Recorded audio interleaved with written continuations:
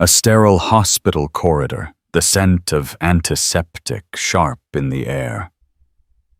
A frail woman, her body already a battlefield against a relentless disease, leans on her husband for support. But his eyes are not on her. They are on the younger woman standing before them, her presence a venomous perfume in the sanitized space, as the wife's world shatters and her knees buckle. The mistress doesn't gasp. She doesn't flinch. A small, cruel smile plays on her lips. This is the story of Olivia Galloway. A woman pushed to the brink, and the devastatingly clever plan she set in motion from her hospital bed, a final act of justice that no one saw coming. The fluorescent lights of the St. Jude's Neurological Center hummed with an indifferent monotony, a sound Olivia Galloway had come to associate with bad news. Each buzz of the ballast seemed to count down the seconds of her depleting strength. She leaned heavily on her husband Robert, his strong arm a familiar pillar, though lately it had felt more like a prop in a play than a genuine support. Just a few more tests, Liv Robert murmured, his voice a low rumble, meant to be reassuring. But Olivia heard the impatience beneath it, the frayed edge of a man stretched thin. His gaze kept flicking towards the elevators, towards the exit, towards any reality that wasn't this one. For 5 years, multiple sclerosis had been an unwelcome tenant in Olivia's body, slowly claiming territory. First, it was a tingling in her fingers, then a stumble on a perfectly flat pavement. Now, at 42, it was a constant battle fought with a cocktail of medications that left a metallic taste in her mouth and a fog in her brain. Robert, the brilliant architect, whose firm they had built together from a spare bedroom, had been her rock. Or so she had believed. The elevator doors slid open with a soft chime, and a woman stepped out. She was everything Olivia was not. Tall, with sharp tailored lines to her blazer hair, the color of dark honey, pulled into a severe, elegant ponytail. Her heels clicked with an aggressive confidence on the polished linoleum. Jessica Larkin, a senior designer at Galloway & Associates, Robert's protégé. Olivia's heart gave a painful lurch that had nothing to do with her condition. Robert stiffened beside her. Jessica. What? What are you doing here? Jessica's eyes, the color of a winter sky, flickered from Robert to Olivia, a cool assessment in her gaze. There was no surprise, no concern. Only appraisal. I was in the area for a site visit. I thought I'd see if you needed anything. You left in such a hurry, and the schematics for the Dalton Tower are a mess. Her voice was smooth, but the words were a subtle jab, painting Robert as flustered and unprofessional. I have it under control, Robert said, his grip tightening on Olivia's arm. Clearly, Jessica replied, her lips thinning into a faint smile. Her gaze lingered on Olivia's pale face, the dark circles under her eyes, the slight tremor in her hands. It was a look of pure, unadulterated victory. Olivia felt a sudden, chilling clarity pierce through her medication-induced haze. The late nights at the office, the hushed phone calls, the scent of a different perfume on his suit jackets. They weren't figments of her paranoid imagination. They were standing right in front of her, clicking on the floor in 3-inch heels. She tried to pull her arm away from Robert, a surge of indignant strength, surprising her. Robert, she began, her voice a reedy whisper. She wanted to scream, to demand, to throw the ugly truth back in their faces. But the words caught in her throat. Jessica took a step closer, her focus entirely on Robert now. Robbie, don't let this fluster you. We can handle the Dalton project. I'll clear your schedule for the rest of the day. She used the diminutive Robbie, a name Olivia hadn't used in years. She spoke of their schedule, their project. It was a calculated act of erasure. The world began to tilt. The humming of the lights grew louder, swelling into a roar. The sterile white walls seemed to press in on her. She saw Robert's mouth move, but no sound came out. She saw Jessica's triumphant smirk, a cruel slash of red lipstick in a world that was rapidly losing its color. The betrayal was a physical blow, more potent and devastating than any symptom her disease had ever thrown at her. It was a system shock. Her heart hammered against her ribs, a frantic trapped bird. A sharp, searing pain exploded behind her sternum. Her breath hitched. Her legs, already unreliable, gave way completely. As she fell, the world narrowing to a tunnel, the last thing she saw was Robert's panicked face. But the last thing she heard was a sound that would be seared into her memory, a sound that would echo in the darkness that consumed her. It wasn't a scream. It wasn't a gasp of concern. It was the soft, almost inaudible sound of Jessica Larkin's stifled laugh. A small, sharp puff of air. A sound of cold, clinical triumph. Then, nothing. The first voice to pierce the fog was her sister's, Diana. Fierce, protective, and utterly incapable of hiding her emotions. "You son of a bitch!" Diana's voice was a low, guttural hiss, slicing through the rhythmic beeping of the heart monitor. You stand there looking sad after you let that succubus laugh in her face as she collapsed. How dare you? Olivia was floating in a gray, disembodied space, the conversation a distant radio play. She was aware of the tube in her throat, the IV in her arm, the sterile cocoon of an ICU room. She couldn't move, couldn't open her eyes, but she could hear. "Diana, please." Robert's voice was weary, broken. "This isn't the time. Isn't the time." A sharp, humorless laugh. "Oh, it's the perfect time, Robert. The absolute perfect time. While my sister lies here in a coma induced by the stress of your betrayal. Let's talk about timing. Was it the right time when you started sleeping with your subordinate? Was it the right time when you brought her here to the one place Olivia is at her most vulnerable? You didn't just break her heart. You might have killed her." Silence. The only reply was the steady metronomic pulse of the machine that was now breathing for Olivia. In that silence, her own mind drifted back away from the sterile present and into the warm, sun-drenched past. She remembered Robert Galloway not as the tired, cornered man in the ICU, but as a lanky, ambitious student at architecture school. He had hair that always fell into his eyes, and hands that were always smudged with graphite. They met over a drafting table arguing about the structural integrity of a cantilevered design. She'd been a business major taking the class as an elective, but she saw something in his passionate defense of form and function that captivated her. He saw in her a mind that could take his sprawling, brilliant ideas and give them foundation structure and a path to reality. They were a perfect blueprint. He was the vision. She was the plan. They married a year after graduation, their first office a tiny room in their starter home that perpetually smelled of coffee and blueprint paper. Galloway and Associates wasn't his company. It was theirs. She was the one who secured the first loans, who schmoozed the city planners, who managed the books with a ferocious tenacity that allowed him the freedom to create. Their first big project, the Riverside Arts Complex, had nearly broken them. 17-hour days living on takeout, arguing over budgets until they were hoarse.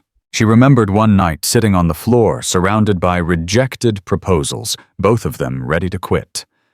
Robert had taken her hand, his own calloused and stained, and said, "We're building a legacy, Liv, something that will outlast us." And in that moment she believed him. They weren't just building structures of steel and glass. They were building a life. Then came the diagnosis. The two words multiple sclerosis that acted as a fault line forever dividing their life into a before and an after. In the beginning, Robert was incredible. He researched every treatment accompanied her, to every appointment modified their home himself, installing handrails with the same precision he applied to a skyscraper. He held her when she wept with frustration over a coffee cup she could no longer hold steady. He was the rock she had always known. But a chronic illness is not a sprint. It's a marathon with no finish line. The years wore on. Her role in the company dwindled from active partner to silent observer. Her world shrank to the confines of their house, then to certain rooms, then on bad days to her bed. The dynamic shifted. They were no longer partners scaling a mountain together. He was the climber, and she was the weight in his pack. She knew it was happening, the slow, painful erosion. The conversations that stopped being about us and started being about her condition. The way he'd look at her, a flicker of pity and exhaustion in his eyes that was more painful than any insult. He started staying later at the office. It was for a big project, he'd say. He had to mentor the new talent, he'd explain. The new talent, Jessica Larkin. Olivia had met her once at a company holiday party 2 years ago. Jessica had a shark's smile and an unnerving ability to make Olivia feel like a fragile antique, a relic of the company's quaint past. She had complimented Olivia's dress, while her eyes scanned the room, already moving on to the next, more important conversation. Olivia had felt a prickle of unease, then a warning bell she had chosen to ignore. It was easier to believe in the fortress of her marriage than to acknowledge the cracks already forming in the foundation.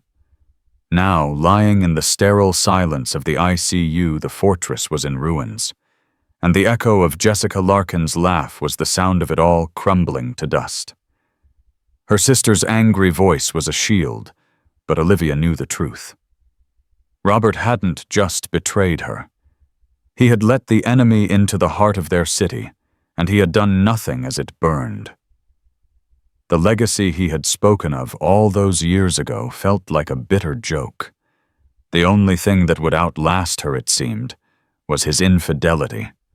The Galloway residence, a masterpiece of modern architecture designed by Robert himself, had always been Olivia's sanctuary. Perched on a hill overlooking the city, its vast glass walls were meant to blur the line between inside and out, bringing the sky and trees into the living space. It was a house built on a philosophy of openness and light. Within a week of Olivia's hospitalization, Jessica Larkin began installing shutters. She moved into the guest room, at first, a performative act of propriety for Robert's benefit. "I'm just here to help Robbie," she'd said, her voice dripping with counterfeit concern.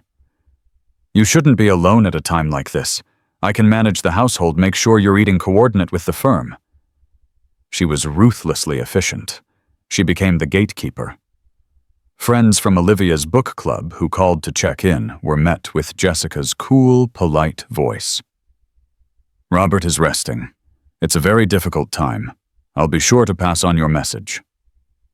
The messages were never passed on. Diana, who tried to visit the house to pick up some of Olivia's personal items, found the locks changed.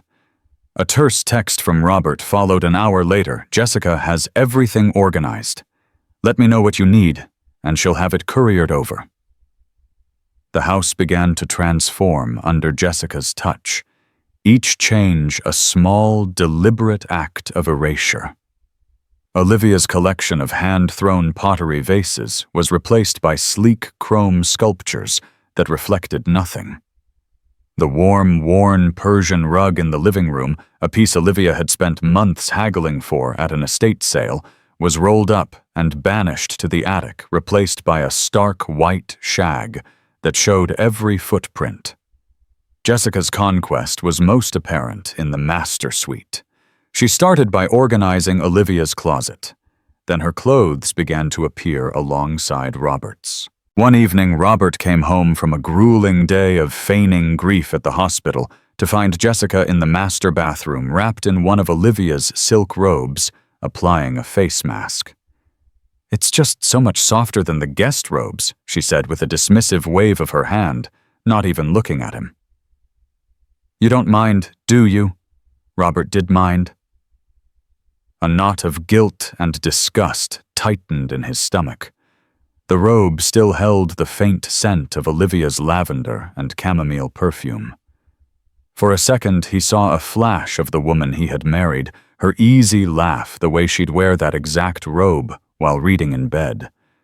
But the image was fleeting, replaced by the stark reality of Jessica, her face a pale green mask, her eyes cold and demanding.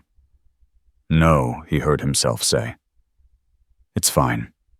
He was a man adrift. The hospital was a sterile hell of quiet reproaches and the accusatory glare of his sister-in-law. The office was a minefield of whispers and sideways glances from longtime employees who had adored Olivia. Jessica offered him an escape hatch. She didn't talk about Olivia's prognosis. She didn't force him to confront the morality of his actions. Instead, she talked about the future. Their future.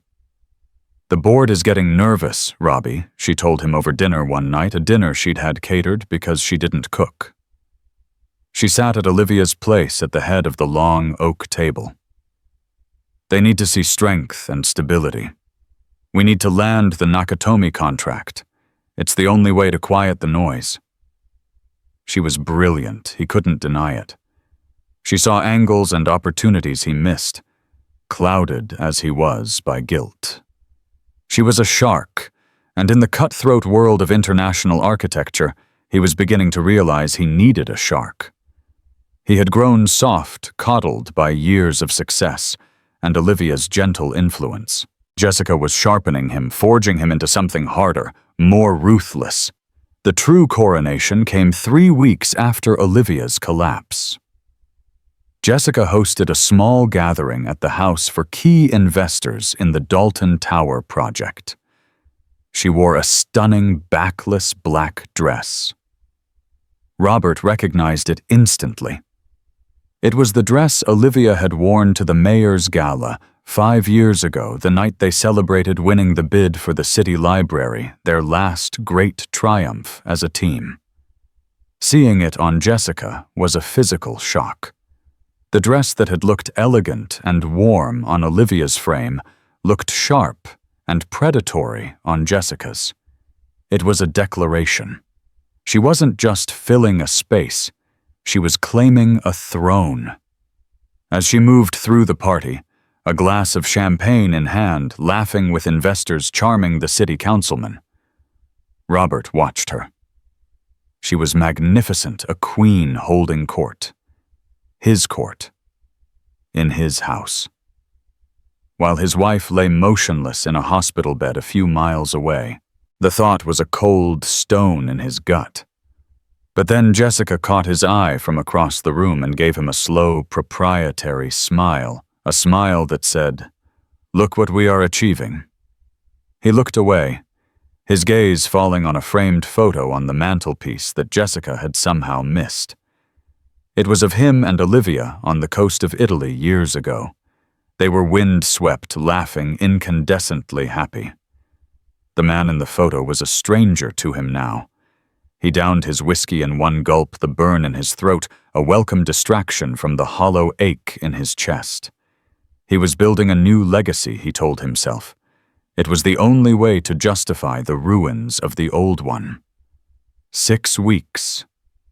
Olivia had been in the coma for 6 weeks, a silent, breathing monument to Robert's betrayal.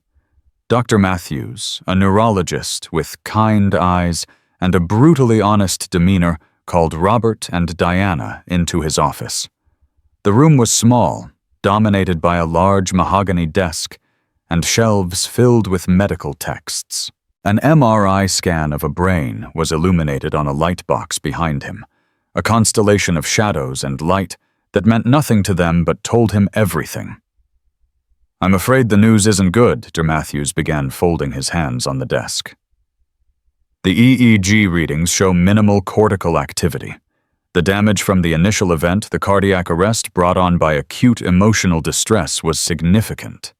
We've done everything we can, but there's been no improvement. At this point, we are talking about a persistent vegetative state." The words hung in the air, heavy and suffocating. Diana let out a choked sob, covering her mouth with her hand. Robert just stared at the MRI scan, at the dark, inactive areas of his wife's brain. "What does that mean?" he asked, his voice hollow. "It means she's not there, Mr. Galloway," the doctor said gently. "Her body is being kept alive by machines, but the person you knew, Olivia, she is for all intents and purposes gone. We can maintain her like this indefinitely, but there is no realistic hope of recovery." Diana's grief was a storm. She railed against the doctor, against Robert, against the unfairness of the universe.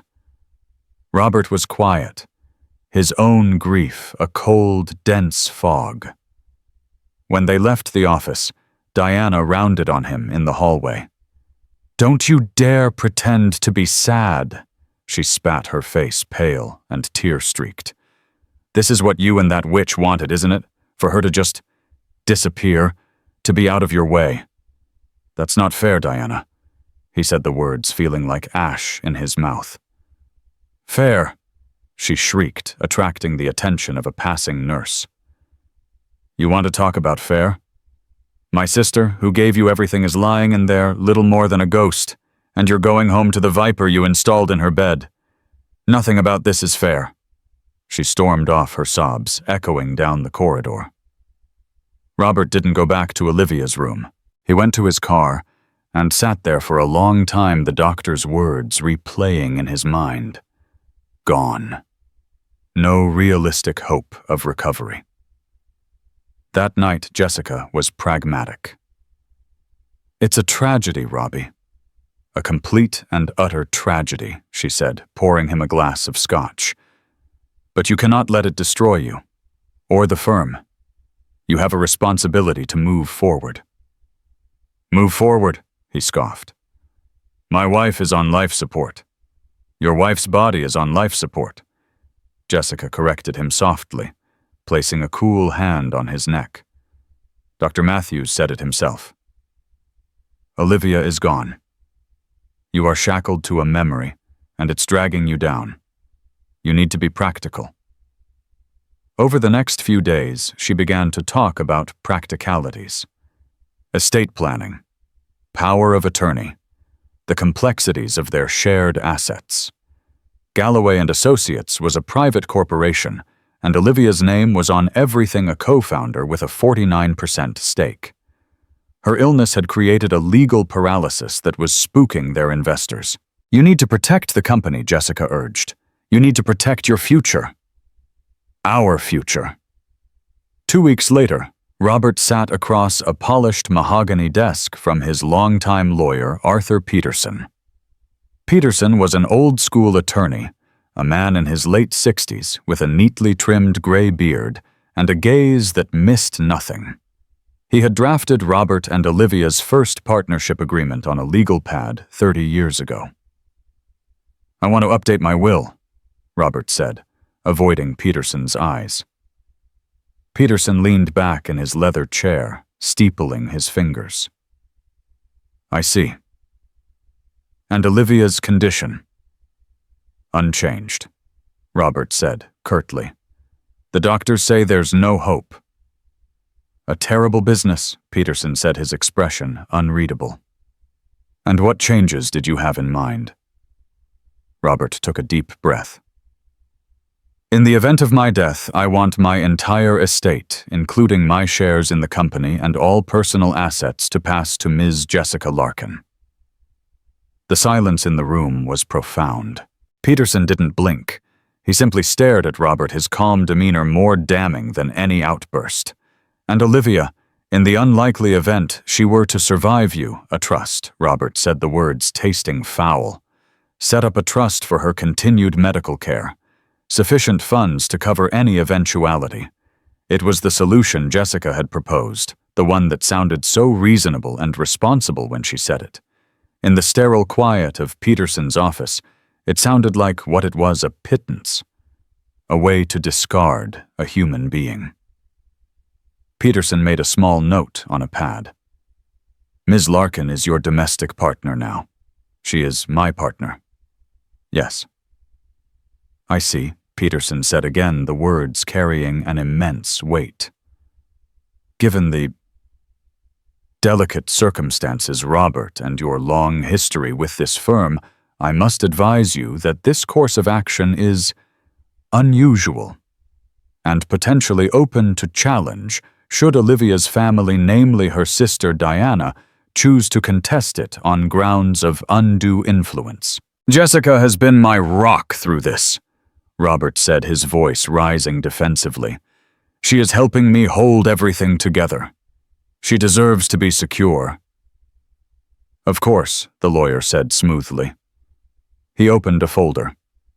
"We will need to draft the new will and have you sign it.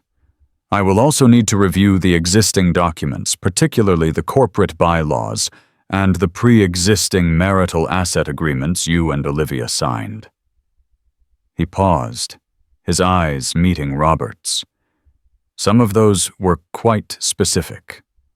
Olivia was a very thorough woman. Robert felt a flicker of annoyance. "Just draw up the papers, Arthur." He signed the document a week later. His hand felt strangely heavy as he scrawled his name. He was signing away the life he had built with one woman to give to another. He told himself it was a practical decision, a necessary one, a strategic move to protect his legacy. But as he left Peterson's office and stepped out into the cold afternoon light, he couldn't shake the feeling that he hadn't protected his legacy at all. He had just sold it to the highest bidder. The end, when it came, was quiet and clinical. 3 months after her collapse, Olivia's body succumbed to a hospital-acquired pneumonia, a common foe for patients on long-term ventilation. Her already compromised system stood no chance. Robert received the call at 3 a.m. He stood by her bedside, watching as the nurse switched off the beeping machines. The sudden silence was more profound than any noise. In the dim light, Olivia's face looked peaceful, a pale carved effigy of the vibrant woman she had once been. Jessica stood behind him, a hand on his shoulder, a perfect portrait of supportive grief. Robert felt numb, hollowed out. He was supposed to feel something: devastation, relief, guilt, but all he felt was a vast, empty quiet. The funeral was a carefully orchestrated affair, managed entirely by Jessica. She chose a small, elegant chapel, filled it with tasteful white lilies, and curated a list of attendees that included influential clients and board members, but somehow excluded most of Olivia's oldest friends. Diana was there, a pillar of black-clad fury. Her eyes, red-rimmed but defiant, followed Robert and Jessica everywhere. She didn't cry during the service. She simply watched her silence a screaming accusation. Robert delivered the eulogy. He spoke of Olivia's brilliance, her passion, her spirit. He used words like partner and soulmate. The sentences felt like lies in his mouth, hollow platitudes from a life he had long since abandoned. He caught the eye of some of his oldest employees in the front row. He saw not sympathy in their faces, but contempt. At the graveside, under a sky the color of slate, Jessica stood close to him, her arm linked through his. She dabbed at her dry eyes with a silk handkerchief. the very picture of a grieving partner. As the first handful of soil struck the polished wood of the coffin, a sound of finality that made Robert flinch. He saw Diana staring directly at Jessica. And for a fleeting moment he saw the same look on Diana's face that he'd seen on Olivia's in the hospital corridor, a look of cold, clear-eyed hatred mixed with something else he couldn't quite decipher. A kind of pitying resolve. The days that followed were a blur. Jessica moved the last of her things into the master bedroom. Olivia's clothes were boxed up and sent to a charity chosen by Jessica. Her books were removed from the shelves to make way for Jessica's art theory textbooks. The house was finally completely scrubbed of its former mistress. Robert threw himself into his work, driven by a desperate need not to think. He and Jessica were a formidable team. They landed the Nakatomi contract, a massive multi-billion-dollar project that solidified the firm's future and silenced the whispers on the board. They were celebrated, toasted at dinners, featured in architectural magazines as the industry's new power couple. He was living the life Jessica had designed for him, a life of sleek, modern lines and ruthless ambition. And most of the time he could almost convince himself he was happy. But sometimes in the dead of night, he would wake up and reach for the other side of the bed, his muscle memory still searching for Olivia's warmth. He would find only the cool, unfamiliar shape of Jessica, and the hollowness would return vast and unfillable. He had everything he thought he wanted, but he had lost his anchor, and he was beginning to suspect he was lost at sea. About a month after the funeral, a certified letter arrived from the offices of Peterson, and Finch. It was addressed to him, to Jessica Larkin, and to Diana Reed, Olivia's sister.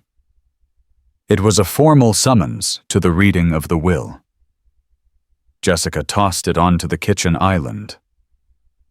"A formality," she said with a shrug. "You already signed the new one. This is just Arthur Peterson tying up the loose ends of Olivia's personal effects. A few pieces of jewelry, some sentimental nonsense. We should go, of course, for appearance's sake." Robert nodded, but he felt a strange sense of foreboding. He remembered Peterson's unreadable expression, his cryptic comment Olivia was a very thorough woman. He dismissed it as grief-induced paranoia. The future was set. The will was signed. The game was over. He had won. The conference room at Peterson, and Finch was designed to be intimidating. Dark wood paneling, a ceiling that felt miles high, and a long, imposing table polished to a mirror shine. Robert and Jessica sat on one side, a united front of quiet confidence. Jessica wore a charcoal gray suit, the picture of somber professionalism. Robert felt a nervous tremor in his hands and clasped them in his lap. Diana sat on the opposite side of the table alone. She looked smaller than he remembered, but her spine was rigid and her gaze was fixed on the lawyer at the head of the table. She didn't spare them a single glance. Arthur Peterson entered carrying a single, thick file. He nodded gravely to them all before taking his seat. He adjusted his spectacles and cleared his throat.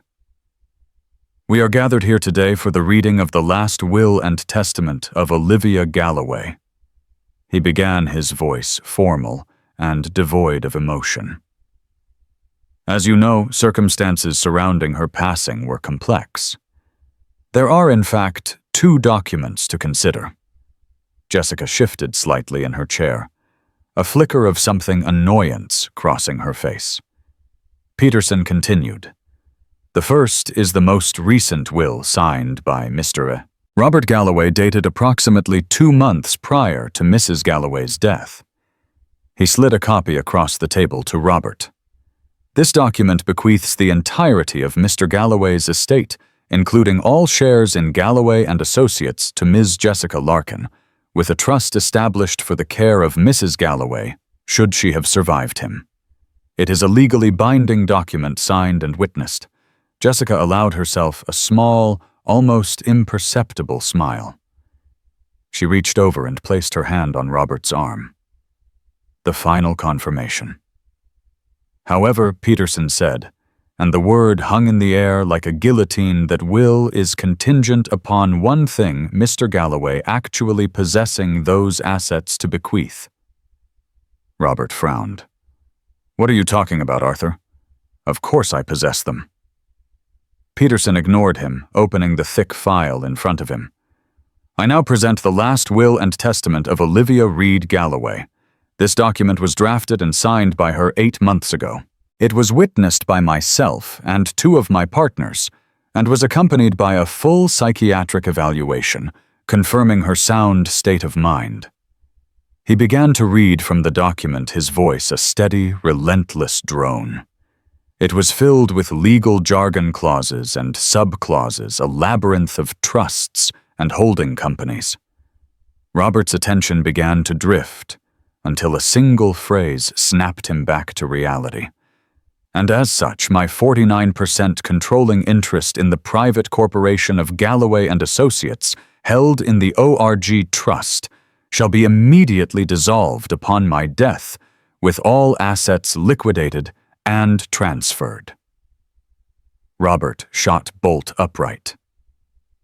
What? What ORG Trust? My shares are in my name. Peterson looked at him over his spectacles. Not exactly, Robert. 20 years ago, on my advice, you and Olivia restructured the company to protect it from liability. You created a series of interlocking trusts. She was the sole signatory and trustee of the master trust that held all primary shares, granting you executive proxy. It was a standard asset protection strategy. Olivia never relinquished that control. Jessica's face had gone pale. That can't be right. The corporate documents are perfectly clear if one reads the fine print, Peterson said coolly. Olivia was always the majority power. He returned to the will, liquidated and transferred in their entirety to the endowment of a new charitable foundation. He paused, looking directly at Diana, whose eyes were now wide with disbelief. This foundation shall be named the Olivia Galloway Foundation for Autoimmune Disease Research. Its mission will be to fund innovative research into the treatment and cure of multiple sclerosis. The foundation will be managed by a board of directors with the permanent salaried position of executive director offered first to my sister, Diana Reed. Diana gasped, tears finally spilling down her cheeks. Not tears of grief, but of stunned, overwhelming shock. Peterson continued, his voice picking up pace. Regarding the marital home and all properties held within, they were transferred into the aforementioned ORG Trust 5 years ago, following Olivia's diagnosis. As assets of the trust, they too will be sold, with the proceeds funding the foundation. Jessica made a small, strangled noise. The house, her palace, gone. As for my personal effects, jewelry and art, Peterson read on, they are to be offered to my sister, Diana. He flipped a page. Now regarding my husband, Robert Galloway. A heavy silence fell. Robert felt a cold dread creep up his spine. To my husband, Robert, I leave the memory of the man he once was, and the hope that he may one day find him again. As per the bylaws of the ORG Trust, which he co-signed, the executive proxy is terminated upon the trustee's death. Furthermore, a fidelity clause in our marital asset agreement, also co-signed, stipulates that in the event of proven marital infidelity leading to emotional distress and financial malfeasance.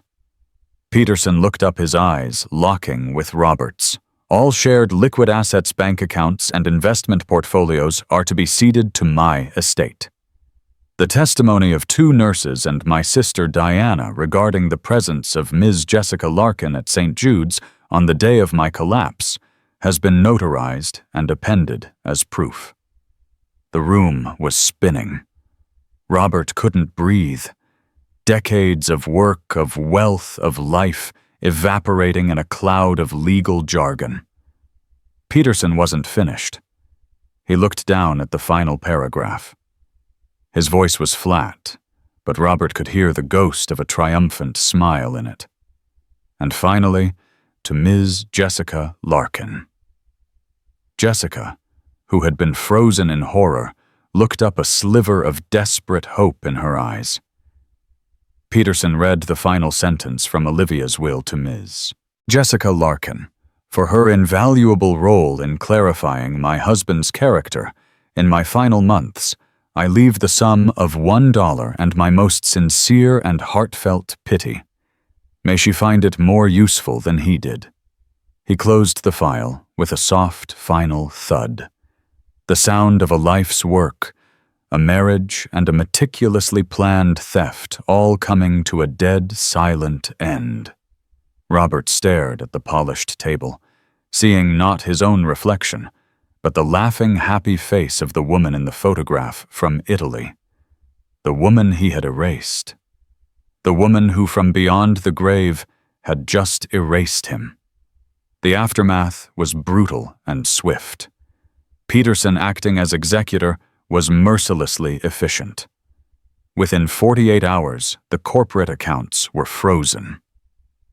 The locks on the house were changed again, this time by a court-appointed bailiff. Robert and Jessica were permitted to collect their personal clothing and effects under the watchful eye of a stoic security guard. As they stood on the manicured lawn watching a truck from an auction house back up the long driveway, the reality crashed down on Robert. He owned nothing but the clothes on his back and the contents of a single suitcase. Jessica was beside him, her face a mask of incandescent rage. "She can't do this," she seethed, her voice a venomous whisper. "It's theft. We'll sue. We'll fight this." "With what money?" Jessica Robert asked, his voice dead. "She took it all. She planned it all. How?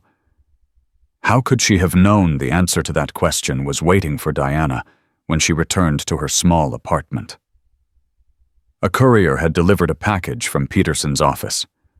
Inside was a handwritten letter on Olivia's personal stationery and a small, sleek tablet computer. Her hands trembling, Diana opened the letter.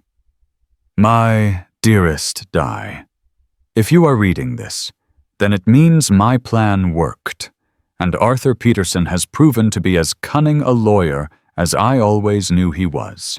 I am sorry for the grief I have caused you, and sorrier still for the deception I am about to reveal. I am not dead." Diana dropped the letter, her heart pounding in her chest. She snatched it back up her eyes, scanning the words frantically. "The woman who died in that hospital was in a legal sense Olivia Galloway. But I am very much alive. After the incident at the hospital, after I heard her laugh, I knew I couldn't just let it end like that. When I was stable but still comatose, I had a moment of clarity. I used the tiny bit of movement I had in my right thumb to press the emergency call button 3 times in a row, a signal we had arranged with Dr. Matthews, who has been a quiet friend for years. It triggered a sequence we had laid out months ago when I first confirmed Robert's affair. A deep cover protocol, Arthur called it. It involved my private medical directive transferring my care to a specialized clinic in Bern, Switzerland. The death was a medically induced coma for the transfer and a legally executed maneuver based on the prognosis. My life insurance paid out to the estate, further funding the foundation. Robert and Jessica were so busy planning their future they never once questioned the paperwork. I knew Robert.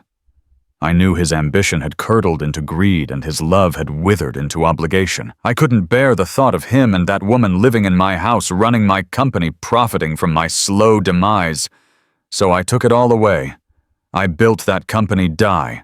I would rather see it burn to the ground and have its ashes fertilize something good than let them have it. Diana fumbled for the tablet and switched it on. The screen flickered to life, showing a live video feed. A woman was sitting in a comfortable chair on a balcony overlooking a breathtaking panorama of snow-capped mountains.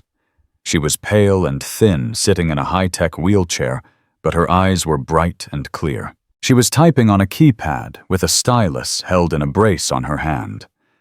It was Olivia. She looked up at the camera, a small, weary but triumphant smile on her face.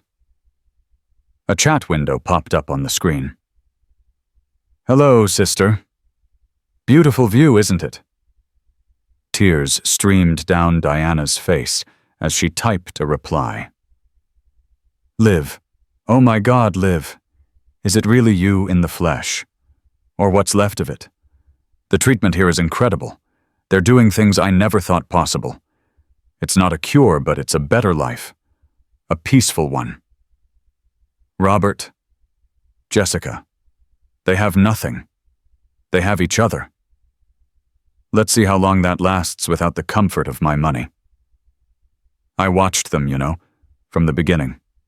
I hired a PI. I knew about every dinner, every hotel, every lie. The will was my last move in a game he didn't even know we were playing. Back on the lawn of the house he no longer owned, Robert watched Jessica. Her rage had subsided, replaced by a cold, hard calculation. She looked at him, at his crumpled suit, his lost expression, the sudden and shocking absence of power around him. "You let this happen," she said, her voice flat. "You were weak. You let her outsmart you." "She outsmarted us," he corrected. "No," Jessica said, shaking her head. "She outsmarted you. I just made a bad investment." She turned flagged down a taxi that had just dropped off one of the auctioneers and got in without a backward glance.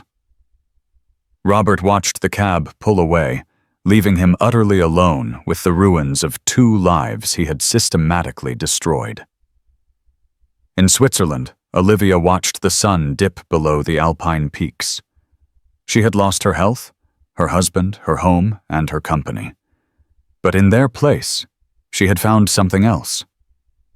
Justice. Peace. And the quiet, satisfying knowledge that the fortress she had built hadn't crumbled after all. She had simply finally changed the locks. A year can be an eternity, or the blink of an eye. For Diana Reed, it was a renaissance. She moved into a modest but elegant apartment in the city, the kind of place she could never have afforded on her public defender's salary. Her new office, the headquarters of the Olivia Galloway Foundation, occupied the top floor of a downtown building with panoramic windows that overlooked the very skyline Robert and Olivia had helped shape. Initially, the role of executive director was terrifying. Diana knew law, not philanthropy or corporate governance, but she was driven by a ferocious love for her sister and a burning need to make her legacy a triumph. She learned. She read every book on nonprofit management, she hired a small, dedicated staff, and she approached the Foundation's mission with the same relentless tenacity she had once used in the courtroom. She discovered she had a talent for it. She could see through fraudulent grant proposals and identify the truly passionate researchers. She spoke at medical conferences, her voice ringing with an authenticity that no professional fundraiser could ever fake. The Olivia Galloway Foundation became a significant force in MS research. Not just a pot of money, but a respected, intelligent, and aggressive agent for change. She and Olivia communicated daily through the secure Portal Sisters, and now partners in a new, profound enterprise. For Robert Galloway, the year was a slow, grinding descent into anonymity. The scandal was epic in the tight-knit world of high-end architecture. He was a pariah. No firm would touch him. He sold his car, the last remnant of his former life, and moved into a cramped one-bedroom apartment in a part of the city he used to fly over in helicopters. The sleek, minimalist furniture of his past was replaced by second-hand items that smelled of other people's lives. He found work eventually, not as an architect, but as a freelance draftsman for a small, struggling construction firm that couldn't afford to be picky. He spent his days in a dim, windowless office, making minor revisions to blueprints for suburban strip malls and parking garages. The grand visions of soaring towers and cultural centers were gone, replaced by the mundane geometry of concrete and drywall. Every straight line he drew was a reminder of the life he'd lost, a life built on a foundation of lies that had proven far less stable than any building he had ever designed. He was haunted not just by guilt, but by the ghost of his own ambition. Jessica Larkin fared little better. Her reputation was irrevocably tainted. She was seen as a predator, a homewrecker who had made a spectacular miscalculation. She landed a job at a rival firm, but it was a demotion. She was no longer the star designer, the heir apparent. She was kept on a short leash given bland, uninspired projects. The power she craved was gone. Her colleagues whispered about her when she walked by. Her name, once a rising star, had become a cautionary tale whispered at cocktail parties. She and Robert never spoke again. Their alliance, built on a shared future of wealth and power, crumbled instantly into bitter, accusatory silence once that future was erased. The final quiet postscript to the drama unfolded at the annual City Architectural Guild Awards. It was a glittering affair held in the grand ballroom of the city's finest hotel. The Olivia Galloway Foundation had sponsored a new award, the Visionary Grant for Accessible Design, celebrating innovation in creating public spaces for people with disabilities. Diana was there to present it. She moved through the crowd with a confidence that felt both new and natural. She wore a simple but stunning navy blue gown, her expression calm and purposeful. As she was making her way toward the stage, she paused to get a glass of water from a service station near the back of the ballroom. And that's when she saw him. Robert wasn't a guest. He was working. He wore the standard uniform of the hotel's event staff: black pants, a white shirt, and a black vest. He was clearing away used glasses, his movements slow and mechanical. His hair had more gray in it, and the powerful shoulders she remembered seemed stooped as if under an invisible weight. Their eyes met. For a moment, the world stopped. The clinking glasses, the buzz of conversation, the distant music, it all faded away. She saw a flicker of panic in his eyes, then shame, then a deep, cavernous exhaustion. He put the tray of glasses down and walked slowly toward her. "Diana," he said, his voice raspy. "Hello, Robert," she replied. Her voice was steady, devoid of the fury that had once consumed her. "You look good," he managed. "The foundation. I've read about it. She would be proud." "Yes, she is," Diana said simply. An awkward silence stretched between them. He looked down at his hands, then back at her. I'm sorry," he whispered the words, sounding inadequate, pathetic even to his own ears. "For everything. I was a fool. I lost my way. I lost everything." Diana looked at the man before her, the architect of her family's pain, the man she had hated with every fiber of her being. She felt no anger, no satisfaction, no desire for revenge. All she felt was the faint, clinical pity her sister had written about in her will. He wasn't a monster anymore. He was just a sad, broken man living in the ruins of a life he had bulldozed himself. "Yes, you did, Robert," she said, her voice soft but final. "You did." She didn't offer forgiveness. She didn't offer absolution. She simply gave him a small, sad nod, turned, and walked toward the brightly lit stage, leaving him standing alone in the shadows. Later that night, from her balcony in the Swiss Alps, Olivia read Diana's message describing the encounter. A shooting star traced a brief silver scar across the dark, clear sky. She felt no surge of victory, no bitter satisfaction. Robert's fate was a logical conclusion, the inevitable collapse of a poorly designed structure. Her own legacy was still under construction. It wasn't being built with steel and glass, but with hope, with scientific discovery, and with the fierce, enduring love of a sister. She looked up at the vast, star-filled sky, the hum of her advanced wheelchair, a quiet companion. She had once thought her and Robert's legacy was to build things that would outlast them. She now knew the truth. A true legacy isn't what you build. It's what you leave behind that helps others build for themselves. And in that quiet, alpine air, Olivia Galloway was finally, truly at peace. Olivia Galloway's story is a chilling reminder that the deepest betrayals often come from those we trust the most. But it is also a powerful testament to the strength of the human spirit and the power of a brilliant mind. Faced with utter devastation, she refused to be a victim. She transformed her pain into a meticulous plan for justice, ensuring that her legacy wouldn't be one of sickness and sorrow, but one of charity, strength, and ultimate victory.